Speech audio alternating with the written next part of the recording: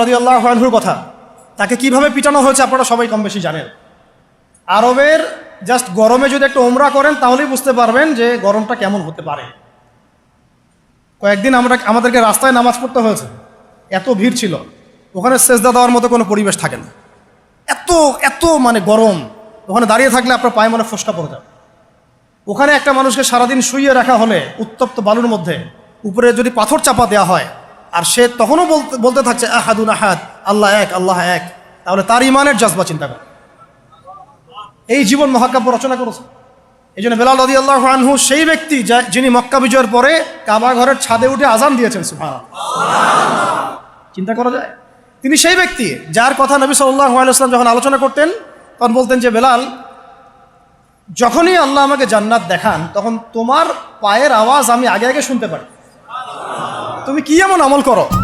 তিনি বলছেন, আমি তো এক্সট্রা এমন কোনো আমল করি না, তবে যখনই আমার ওযু ছুটে যায় তখন আমি আবার ওযু করি এবং সেই ওযু দিয়ে আমি 2 রাকাত নামাজ পড়ি, তাহিয়াতুল ওযু।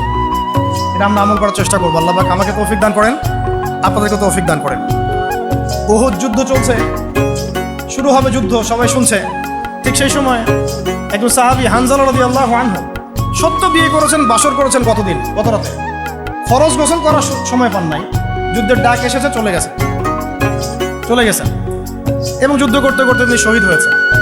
যুদ্ধের পরে তার লাশটাকে দেখা গেল যে সেই লাশটা মাটি থেকে শূন্যে ভেসে আছে এবং লাশ থেকে পানি ঝরে পড়তেছে।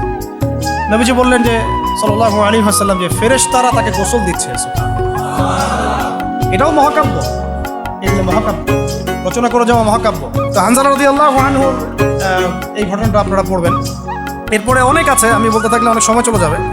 হামজা রাদিয়াল্লাহু আনহু নাম শুনেছেন?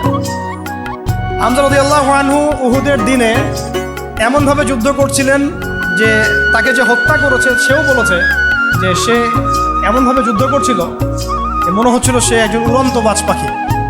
সামন থেকে আমি তাকে আঘাত করার কোনো সুযোগ পাই নাই, পিছন থেকে পাথরের পিছন থেকে তাকে আমি দূর থেকে একটা বর্ষা নিক্ষেপ করেছিলাম। এই বর্ষা গিয়ে তার নাভির নিচে গিয়ে লাগে, পিছন দিয়ে বের হয়ে যায়। কিন্তু এই অবস্থাতেও তিনি তরোয়াল নিয়ে আমার দিকে তেড়ে আসতেছিলেন আমাকে মারার জন্য, কিন্তু তিনি পেরে ওঠেন নাই, পড়ে গেছেন।